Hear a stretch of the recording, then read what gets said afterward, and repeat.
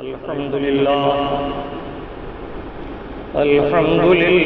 وكفى والصلاة والسلام على عباده الذين اصطفى خصوصا على نبيه وحبيبه سيدنا ومولانا وملجانا ومأوانا محمد المصطفى وعلى آله وصحابه الذين فازوا بالمقام العلا وعلينا معهم إلى يوم الجزاء. أما بعد فأعوذ بالله من الشيطان الرجيم. بسم الله الرحمن الرحيم. يا أيها الذين آمنوا استعينوا بالصبر والصلاة. صدق الله المولانا العظيم وصدق رسوله النبي الأمين الكريم ونحن على ذلك ما قال من الشاهدين والشاكرين والحمد لله رب العالمين. سب سے پہلے انتہائی ادب و محبت کے ساتھ بارگاہ نبی اور آل نبی میں درود پاک کی نظر محبت پیش کیجیے. صلی اللہ علیہ نبی المی والہ صلی اللہ علیہ وسلم. صلاۃ و سلام علیک یا سیدی یا رسول اللہ وعلی آلک و اصحابک یا حبیب اللہ. ایک مرتبہ اور والہانہ انداز میں دہرائیں. صلی اللہ علیہ نبی المی والہ صلی اللہ علیہ وسلم. صلاۃ و سلام علیک یا سیدی یا رسول اللہ وعلی آلک و اصحابک یا حبیب اللہ. ذرے ذرے سے نمایاں ہے مگر پنہاں ہے. ذرے ذرے سے نمایاں ہے مگر پنہاں ہے. میرے مولا تیری پردہ نشینی ہے عجیب. دور اتنا کہ تخیل کی رسائی بھی محال. دور اتنا کہ تخیل کی رسائی بھی محال اور قریب اتنا کہ رگے جاں سے قریب. جھولیاں سب کی بھرتی جاتی ہیں دینے والا نظر نہیں آتا. جھولیاں سب کی بھرتی جاتی ہیں دینے والا نظر نہیں آتا. ہم ان کے سایہ کرم میں رہتے ہیں. ہم ان کے سایہ کرم میں رہتے ہیں جن کا سایہ نظر نہیں آتا. درود پاک پھر دہرائیں. صلی اللہ علیہ نبی المی والہ صلی اللہ علیہ وسلم. صلاۃ و سلام علیک یا سیدی یا رسول اللہ وعلی آلک و اصحابک یا حبیب اللہ. خطبہ مسنونہ کے بعد جس آیت بینہ کی تلاوت کرنے کا شرف حاصل کیا، کچھ دیر اس آیت پاک سے اکتساب فیض کریں گے. اللہ رب العزت مجھے اور آپ کو حق کہنے، حق سننے اور حق پر استقامت کے ساتھ عمل کی توفیق عطا فرمائے. آپ کا پیارا رب عز و جل قرآن کریم فرقان حمید میں ارشاد فرما رہا ہے: یا ایھا الذین آمنوا استعینوا بالصبر والصلاۃ. اے لوگو، اے وہ لوگوں جو ایمان لائے، مدد طلب کرو صبر سے اور نماز سے. اس آیت طیبہ میں 4 کلمات قابل غور ہیں جن سے ہمیں اکتساب فیض کرنا ہے.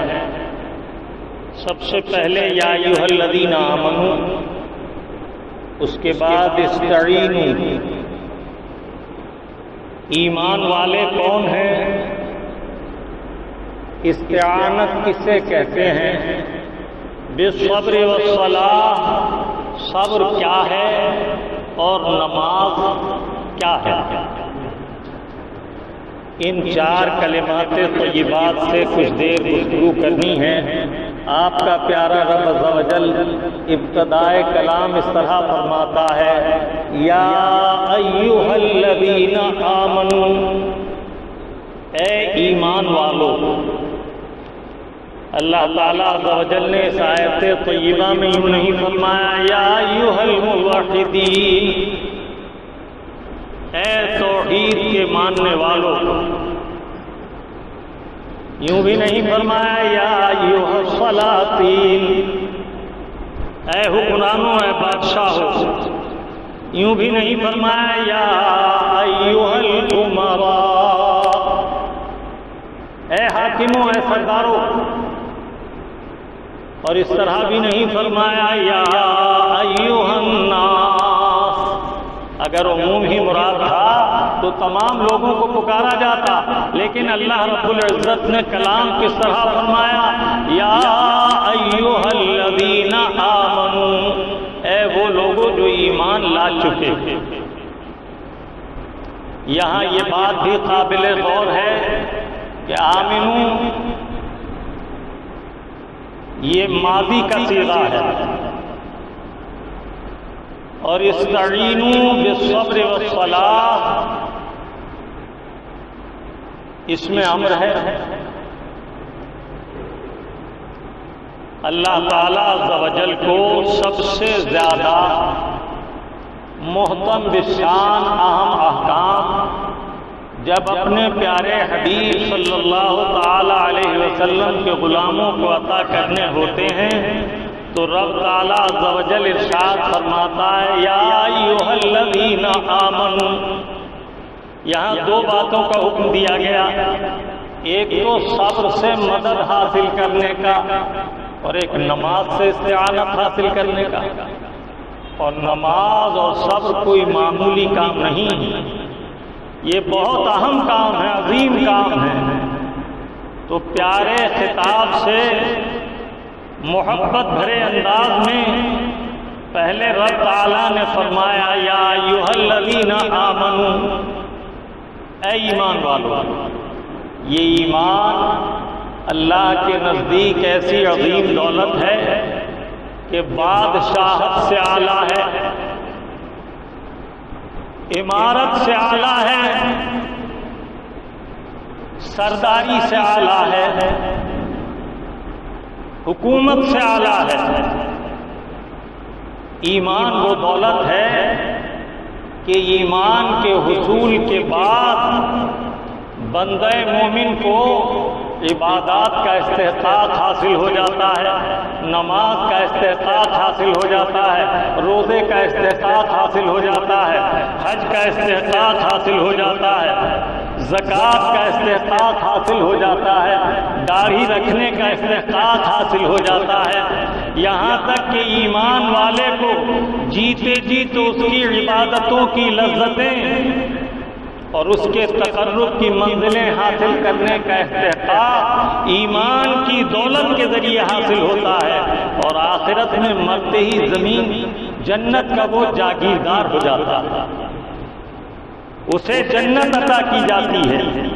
ایمان وہ دولت ہے کہ اللہ تعالیٰ عز و جل نے اس دولت عظمیٰ کی نسبت سے غلامان مصطفیٰ کو قرآن کریم میں بار بار پکارا۔ عام لوگوں کو نماز کا حکم نہیں دیا جا سکتا، انہیں حکم دیا جائے گا ایمان لاؤ، یا ایھا الناس آمنوا، اے لوگوں ایمان لاؤ۔ جب ایمان لے آئیں گے تو اب حکم ہوگا انہیں عبادت کا، نماز کا۔ اللہ تعالیٰ عز و جل نے مومنین کو یا ایھا الذین آمنوا سے خطاب کر کے یہ بتا دیا کہ کامیابی حصول ایمان کے ساتھ منسلک ہے، محض موحد ہونا کامیابی کی دلیل نہیں۔ اللہ تعالیٰ عز و جل نے اللہ کو ایک مان لینا، یہ توحید کا اقرار کر لینا موحد بناتا ہے، لیکن اللہ کو ایک مان لینا کافی نہیں، اللہ کو ایک مان لینا مدار نجات نہیں، نجات کے لیے ضروری ہے کہ بندہ حق، اللہ کا سچا بندہ اللہ کے رسول پر ایمان لائے۔ اسی لیے جب کسی کو داخل اسلام کرتے ہیں تو صرف لا الہ الا اللہ نہیں پڑھاتے کہ اس سے اللہ کی وحدانیت ثابت ہو جاتی ہے، بلکہ پورا کلمہ پڑھاتے ہیں لا الہ الا اللہ محمد رسول اللہ۔ پہلے جز میں وحدانیت حق کا اقرار ہے، اللہ کے سوا کوئی معبود نہیں، اللہ ایک ہے۔ لیکن یہ دعویٰ اور یہ اقرار، یہ اعتقاد کب مفید ہوگا، کب مدار نجات ہوگا؟ جب اس کے ساتھ یہ اقرار کرنے والا کہ اللہ ایک ہے، وہی معبود حقیقی ہے، وہی عبادت کے لائق ہے، اس کا کوئی شریک نہیں، جبکہ وہ اس کے ساتھ یہ بھی اقرار کرے محمد رسول اللہ صلی اللہ علیہ وسلم، محمد اللہ کے رسول ہیں۔ اشہد ان لا الہ الا اللہ، میں گواہی دیتا ہوں اللہ کے سوا کوئی معبود نہیں۔ یہ اعتقاد توحید کا اعتقاد ہے۔ اگر کوئی شخص اس پر قائم رہے اور رسالت کا انکار کرتا رہے اور جو احکام رسول اللہ صلی اللہ تعالی علیہ وسلم لائے ان احکام کا اقرار نہ کرے تو اس کی یہ توحید کا اقرار اس کے لیے مدار نجات نہیں۔ آج مدار نجات یہ ہے کہ بندہ اللہ کی توحید کے اقرار کے ساتھ ساتھ اللہ کے حبیب محمد رسول اللہ صلی اللہ تعالی علیہ وسلم کی رسالت کی تصدیق کرے اور ان کے لائے ہوئے احکام کی تصدیق کرے، تب ایمان والا ہوگا۔ تو اللہ تعالیٰ عز و جل نے اس لیے ارشاد فرمایا یا ایھا الذین آمنوا، محض توحید کا اقرار کرنے والے اگر عبادت کریں تو ان کی عبادت قابل قبول نہیں۔ زیادہ خلجان میں پڑھنے کی ضرورت بھی نہیں۔ ایک توحید والا تھا، اس نے اللہ کی توحید کا اقرار کیا۔ آج کے توحید کا اقرار کرنے والے اللہ کی توحید کا اقرار کرتے ہیں زمین پر، اور اس نے اللہ کی جنت میں اقرار کیا ہے نا۔ اگر توحید مدار نجات ہوتی تو سب سے بڑا مباحث ابلیس تھا، شیطان تھا، اسے نجات مل جاتی۔ نجات اسے کیوں نہ ملی؟ اس لیے کہ اس نے تعظیم نبوت و رسالت سے انکار کیا۔ اللہ تعالیٰ عز و جل نے جب آدم علیہ السلام کو تعظیم کے لیے سجدے کا حکم دیا تو یہ اکڑ کر کھڑا ہو گیا، ابا واستکبر۔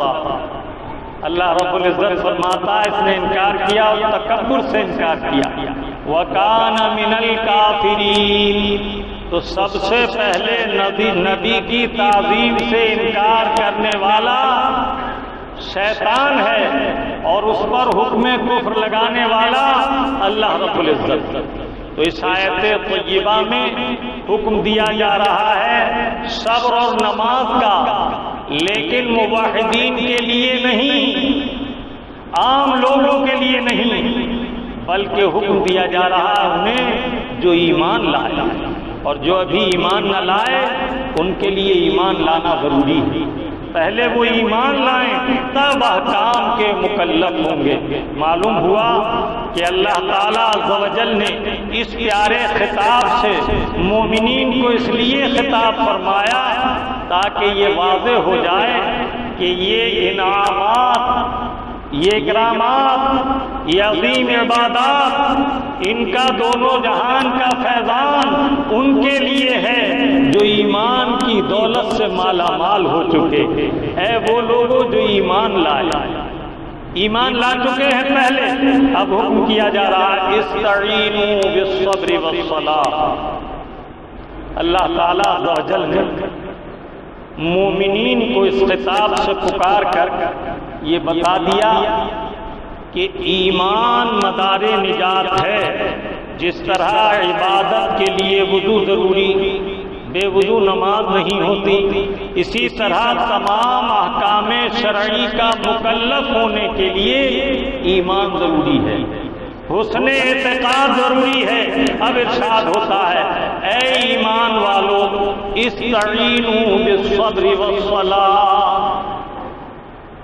استعانت کہتے ہیں مدد چاہنے کو، مدد مانگنے کو۔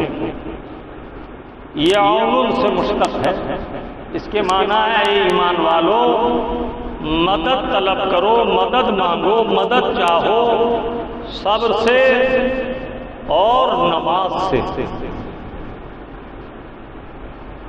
اللہ تعالی عز و جل نے نماز ہم پر فرض کی اور یہ ہمارا عمل ہے نماز، لیکن جب عمل مقبول ہو تو اللہ تعالی عز و جل اس سے مدد مانگنے کا حکم فرما رہا ہے۔ ذہن حاضر کیجئے، آپ کا اپنا عمل ہے نماز، لیکن اگر نماز اپنی شرائط کے مطابق پڑھی گئی اور مقبولیت کی منزل کو پا لیا نماز نے، تو اب اس نماز سے آپ مدد حاصل کریں۔ نماز آپ کا عمل ہے، معبود نہیں۔ نماز عبادت ہے، معبود نہیں۔ اللہ تعالی نماز سے مدد مانگنے کا حکم فرما رہا، اور صبر کیا ہے؟ یہ بھی آپ کا عمل ہے، اس سے بھی اللہ تعالیٰ اعانت کا حکم فرما رہا ہے۔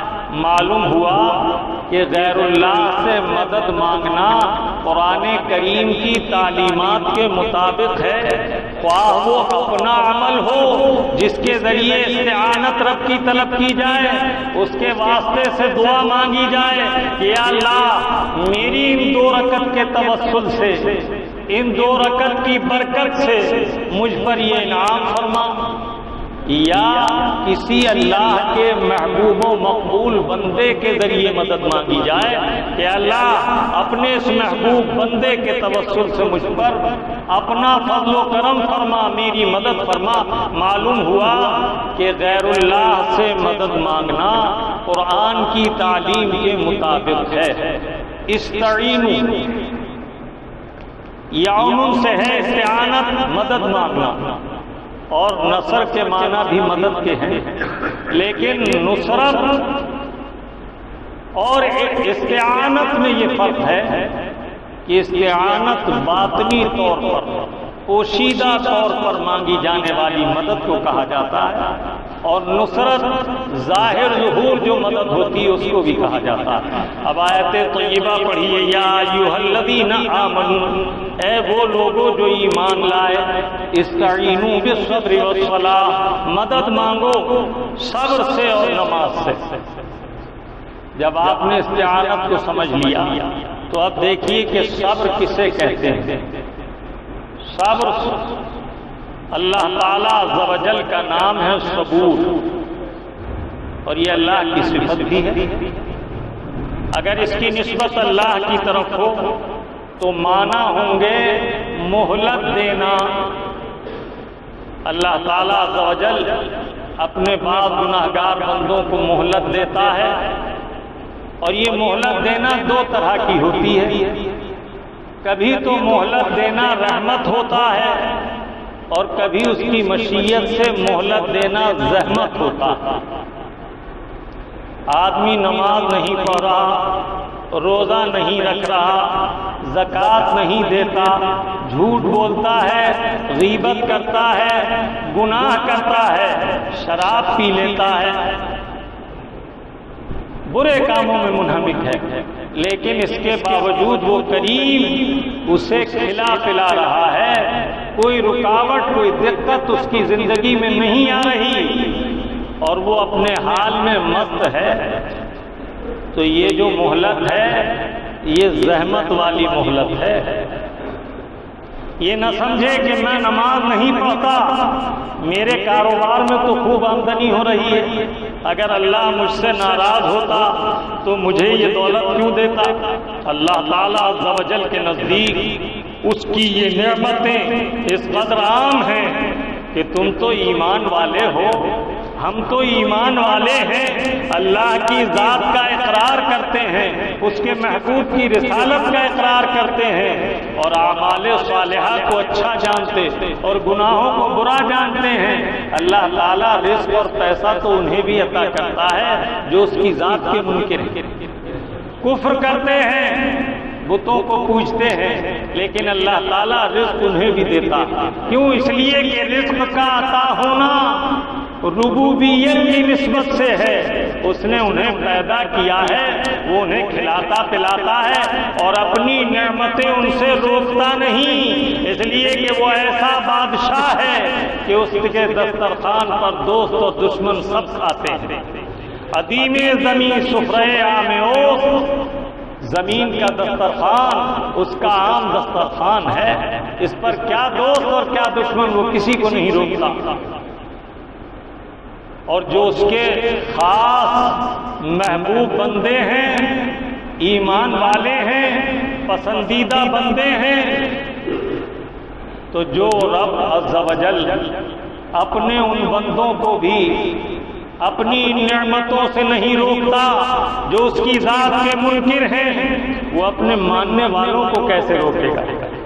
دوستارا کجا کنی محروم تو کے بر دشمنا نظرداری، تو دوستوں کو کم محروم کرے گا، تو وہ کریم بادشاہ ہے کہ دشمنوں کو بھی کھلاتا ہے۔ تو یہ اللہ تعالیٰ نے جو انہیں ڈھیل دی بے عملی کے باوجود گناہگاروں کو، تو یہ ڈھیل دینا کبھی زحمت کا باعث ہوتا ہے، کبھی رحمت کا باعث ہوتا ہے۔ ایک وہ ہیں جن سے کہا جائے گا فذوقوا بما نسیتم لقاء یومکم ھذا انا نسیناکم، اب چکھو بدلہ اس کا کہ تم اس دن کی حاضری کو بھولے تھے اور ہم نے تمہیں ڈھیل دے دی تھی، ہم نے تمہیں چھوڑ دیا تھا۔ امام ساوی علیہ رحمت الباری اس کی تفسیر میں فرماتے ہیں اے ترکناکم علی طریق العذاب بالکلیۃ غیر ملتفت الیک، ہم نے تمہیں عذاب کے راستے پر چھوڑ دیا تھا، تمہاری طرف کوئی التفات نہیں کیا تھا، اور تم جو چاہتے تھے وہ کرنے دیا۔ فذوقوا بما نسیتم لقاء یومکم ھذا، اب چکھو اس کا بدلہ کہ تم اس دن کی حاضری کو، حساب و کتاب کو بھلا بیٹھتے تھے۔ تو اگر ڈھیل ایسی دی گئی، مہلت ایسی دی گئی، تو یہ مہلت تو بڑی زحمت کا باعث ہوگی، بڑی تکلیف کا باعث ہوگی، اور کبھی اللہ تعالیٰ عز و جل اپنے فضل سے مہلت دیتا ہے، وہ صبور ہے، مہلت دیتا ہے، لیکن یہ مہلت دینا اس کے لیے رحمت ہوتا ہے، وہ متوجہ ہوتا ہے رب کی رحمت کی طرف اور گناہوں سے توبہ کرتا، آہوزاری کرتا، اپنے رب کے حضور گڑ گڑاتا ہے، یہاں تک کہ اس کے رب کو اس پر پیار آ جاتا ہے، وہ اس کے گناہوں کی مغفرت فرما دیتا ہے اور اسے آگے کے لیے نیکیوں کی توفیق اور ہدایت کا راستہ عطا کر دیتا ہے۔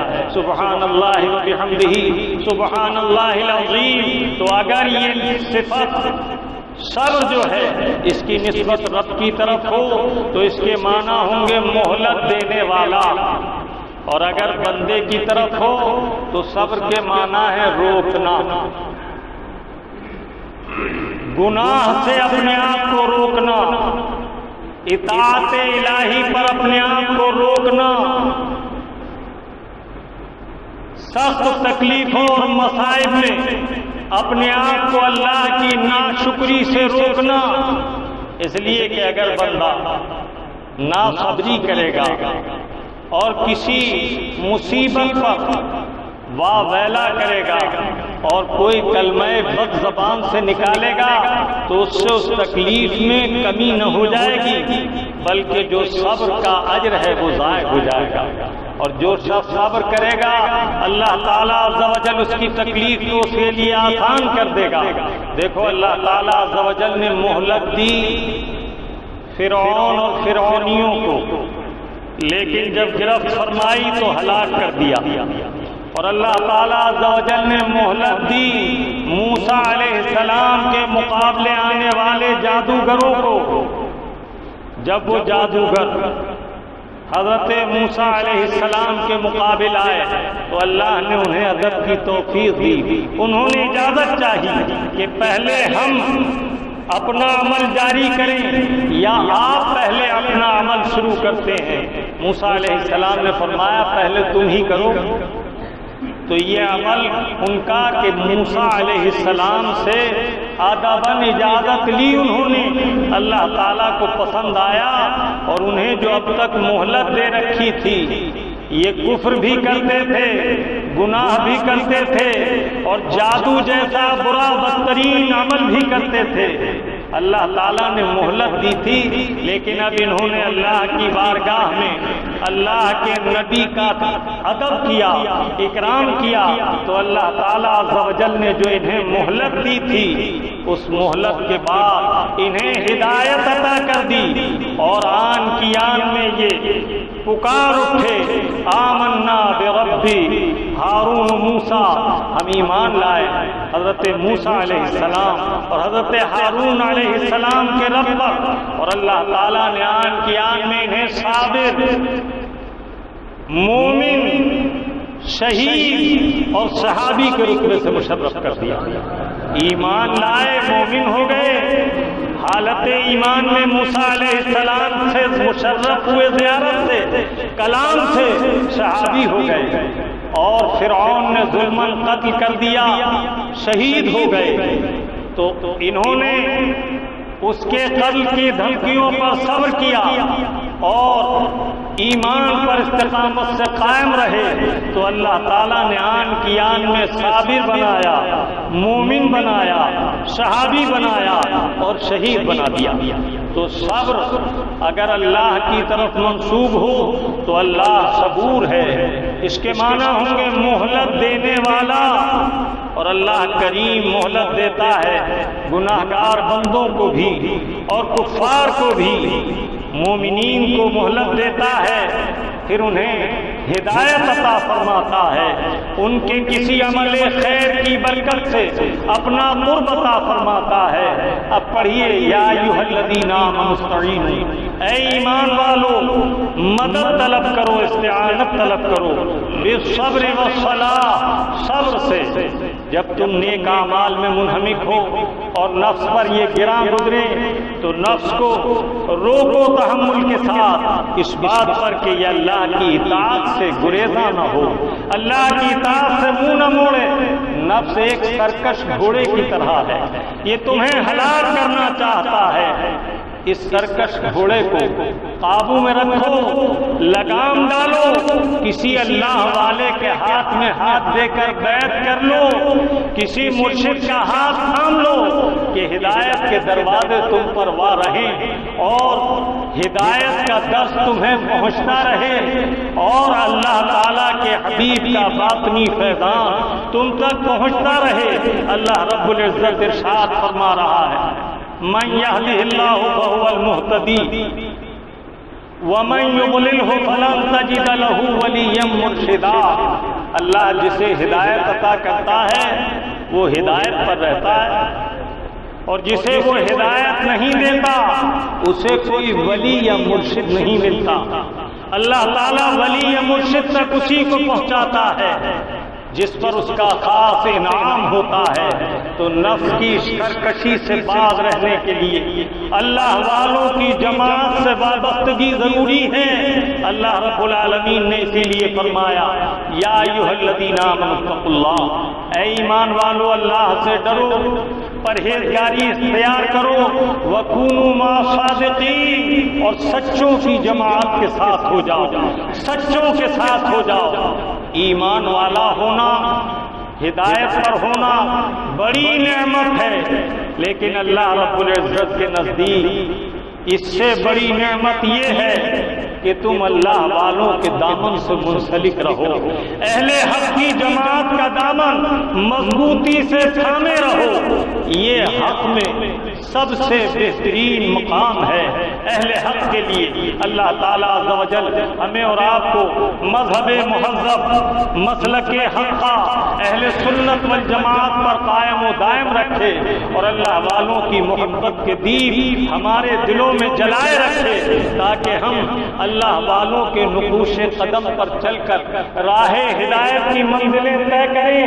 اہدنا الصراط المستقیم، اے اللہ ہمیں سیدھی راہ چلا، صراط الذین انعمت علیہم، ان کا راستہ جن پر تو نے انعام کیا، غیر المغضوب علیہم ولا الضالین، نہ ان کا راستہ جو گمراہ ہوئے اور نہ ان کا راستہ جن پر تیرا غضب ہوا۔ اللہ کے حبیب صلی اللہ تعالی علیہ وسلم نے بار بار تاکید فرمائی نماز کے بارے میں۔ میرے آقا نے فرمایا قرۃ عینی فی الصلاۃ، نماز میری آنکھوں کی ٹھنڈک ہے۔ اللہ کے حبیب صلی اللہ تعالی علیہ وسلم نے فرمایا الصلاۃ صلاح المؤمن، نماز مومن کا اسلحہ ہے۔ کفار کے پاس طرح طرح کے اسلحے ہوتے، لیکن مومن کی صلاح نماز یہ ایسا کامل اسلحہ ہے کہ اس سے مدد جب حاصل کی جاتی ہے، اس سے جب استعانت طلب کی جاتی ہے تو اللہ تعالیٰ دولت استقامت سے مالا مال فرماتا ہے اور فتح و نصرت سے ہمکنار فرماتا ہے۔ اللہ کے حبیب کا آخری سفر تیار ہے۔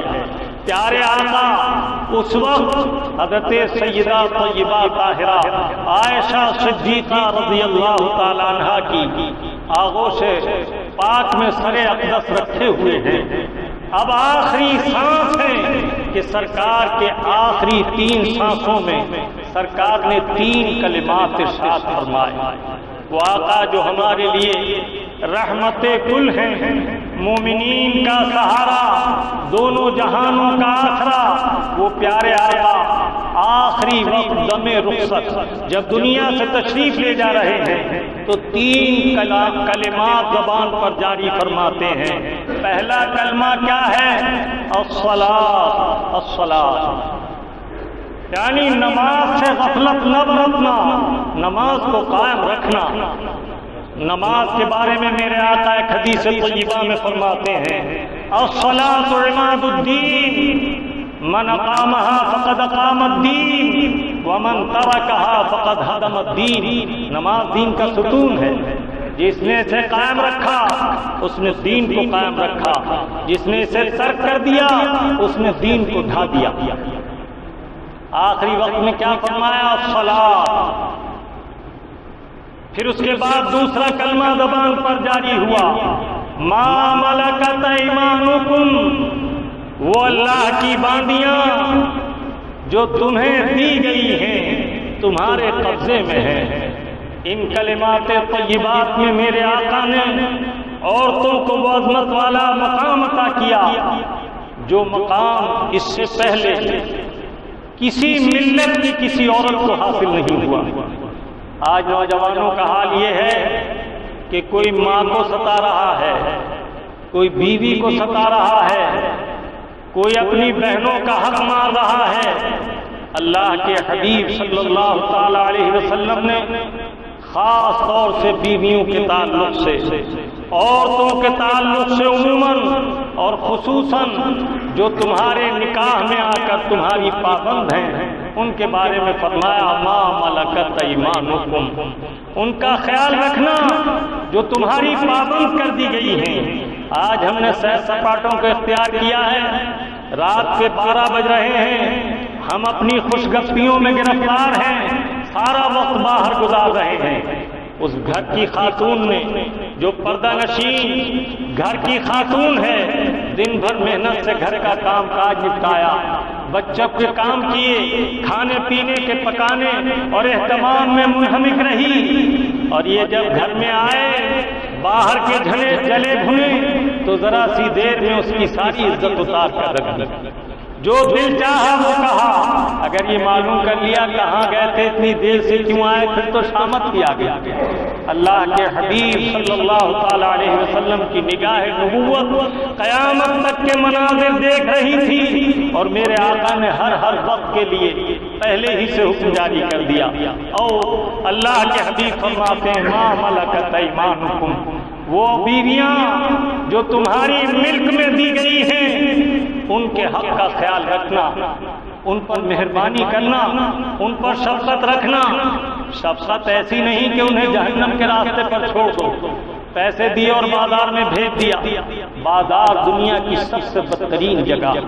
میرے آقا ایک روز فرماتے ہیں کیا میں تمہیں نہ بتا دوں دنیا کا سب سے بدترین مقام کیا ہے؟ عرض کیا یا رسول اللہ ضرور ارشاد فرمائے۔ فرمایا سب سے بدتر مقام دنیا کا بازار۔ پھر فرمایا کیا تمہیں میں نہ بتا دوں کہ سب سے زیادہ شاندار عظمت والا مقام دنیا میں کیا ہے؟ عرض کیا ضرور یا رسول اللہ۔ پیارے آقا نے ارشاد فرمایا تمہاری مسجدیں۔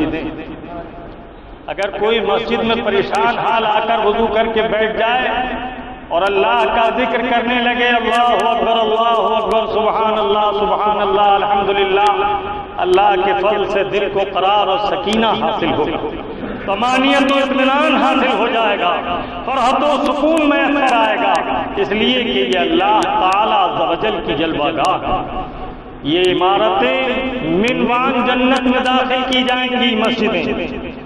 جسے یہ اشتیاق ہو کہ وہ جنت کا محل دنیا میں دیکھے تو اسے چاہیے کہ وہ مسجد کی زیارت کرے، اور جب کسی مسجد کی زیارت کو جاؤ تو 2 رکعت نماز نفل تحیت المسجد ادا کر لو۔ اللہ کے حبیب نے نماز کی کس قدر تاکید فرمائی؟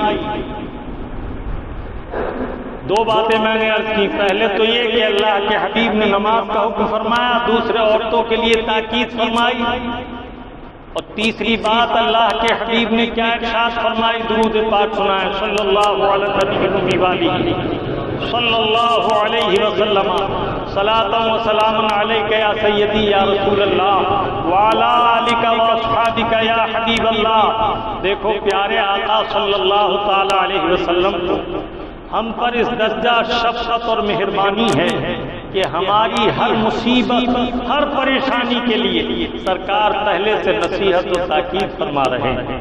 رحمت کل ہیں، رحمت للعالمین ہیں، ان کی رحمتوں سے ہمیں دونوں جہان میں بے پناہ انعامات اللہ تعالیٰ عز و جل سے حاصل ہوئے۔ پیارے آقا صلی اللہ تعالی علیہ وسلم نے نماز کی کتنی تاکید فرمائی؟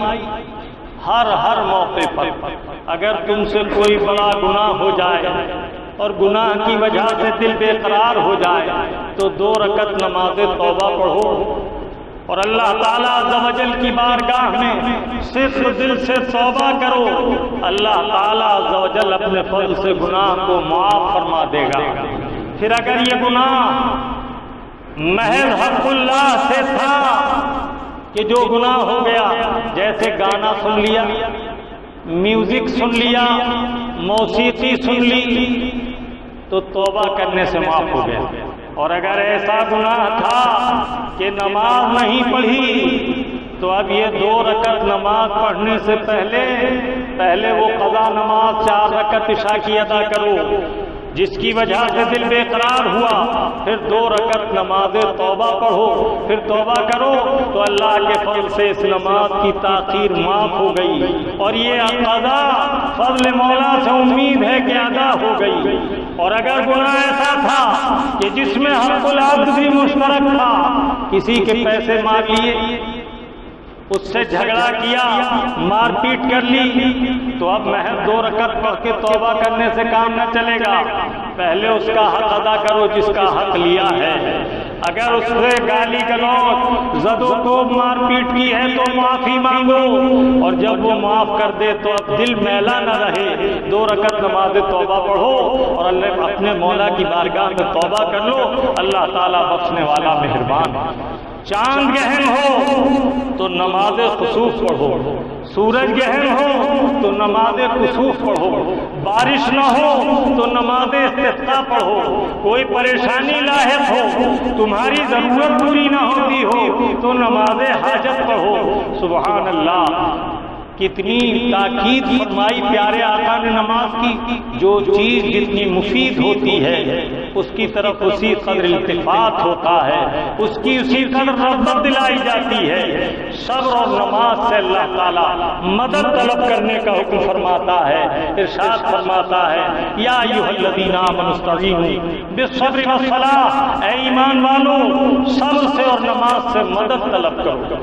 اگر کوئی مصیبت آ جائے تو اس پر صبر کرو کہ بے صبری میں برے کلمات کہنے سے اجر ضائع ہوگا، مصیبت ٹل نہ جائے گی، اور صبر کرنے سے اللہ تعالیٰ بہترین اجر عطا فرمائے گا۔ کوئی پریشانی آئے انا للہ و انا الیہ راجعون کہو، اللہ تعالیٰ اس پریشانی کو دور کر دے گا اور اس سے بہتر اجر عطا فرمائے گا، اس سے بہتر نعمت عطا فرمائے گا۔ اللہ کے حبیب صلی اللہ تعالیٰ علیہ وسلم نے فرمایا نمازی پر اول تو مصائب اور پریشانیاں آتی نہیں، اور اگر آئے تو برکتیں نماز سے جلد ٹل جاتی ہے، ٹھہرتی نہیں، اور اگر ٹھہر جائے کہ حکمت والا مولا کریم بھی ہے اور حکیم بھی ہے۔ حکیم کڑوی دوا دیتا ہے، اسے معلوم ہے کہ اس میں کیا فائدہ ہے، انجیکشن لگاتا ہے باوجود اس کے کہ تکلیف ہوتی ہے، لیکن وہ جانتا ہے کہ اس کا نتیجہ مفید ہے، تو مریض خوشی خوشی تیار ہو جاتا ہے، یہاں تک کہ آپریشن کرا لیتا ہے حالانکہ اس میں تکلیف بھی ہوتی ہے، باوجود اس کے بلا تشبیہ اللہ تعالیٰ عز و جل نے اگر کوئی پریشانی دی ہے تو اس کی حکمت اس میں پوشیدہ، نہ جانے اس میں کیا حکمت ہے، کیا راز ہے، اس کی بھیجی ہوئی مصیبت کو اس کا انعام تصور کرو۔ اللہ کے حبیب فرماتے ہیں قیامت کے دن جب مصائب اٹھانے والوں کو اجر بانٹا جائے گا تو وہ دیکھنے والے لوگ جن پر کوئی مصیبت نہیں آئی، انہوں نے صبر نہیں کیا، وہ معلوم کریں گے انہوں نے کون سا عمل کیا جس کی وجہ سے اس قدر اجر انہیں عطا کیا گیا۔ اللہ کے حبیب فرماتے ہیں فرشتے بتائیں گے ان پر یہ مصیبت آئی تھی، انہوں نے اس مصیبت کو رب کی طرف سے جان کر صبر کیا، اس کا یہ اجر ہے۔ تو لوگ آرزو کریں گے کاش دنیا میں ہماری کھال قینچیوں سے کاٹی جاتی اور آج ہم اس اجر کے مستحق ہوتے۔ اس لیے قیل الحکیم لا یخنو علی الحکمہ، میرے آقا فرماتے مرض کو برا مت کہو، اس لیے کہ اللہ بہتر جانتا ہے کہ اس میں اس کی کیا حکمت ہے۔ رب تعالیٰ حدیث قدسی میں فرماتا ہے جب میں اپنے کسی بندے کو بیمار کرتا ہوں تو میں اس کے قریب ہوتا ہوں، اگر میں اسے شفا و صحت عطا کرتا ہوں تو اس پہلے سے اچھا گوشت اور خون عطا کرتا ہوں، اور اگر اس میں موت دیتا ہوں تو اس کے گناہوں کی مغفرت عطا کر کے اسے جنت میں داخل کر دیتا ہوں۔ بہرحال ہر حال میں صبر اور شکر کرنا چاہیے، ہر حال میں اپنے مولا کی بارگاہ میں ناصبری کے کلمات سے رکنا چاہیے کہ تمہارا رب عز و جل تمہیں صبر اور نماز سے مدد طلب کرنے کا حکم فرما رہا ہے۔ جو حالات آج کل کے ہیں، ہر مومن کو جس کے ذمے فرض نمازیں قضا باقی نہیں، اسے چاہیے اس لیے کہ جس پر فرض باقی ہوتا ہے اس کا نفل قبول نہیں ہوتا، اوور ٹائم اس کو ملتا ہے جو ڈیوٹی ٹائم میں کام کرتا ہے، جو ڈیوٹی ٹائم میں کام نہیں کرتا اس کا کیا کا اوور ٹائم۔ تو نفل نماز اس کے لیے ہے جو فرائض کا پابند ہے، اگر فرض باقی ہو تو پہلے فرض ادا کرے۔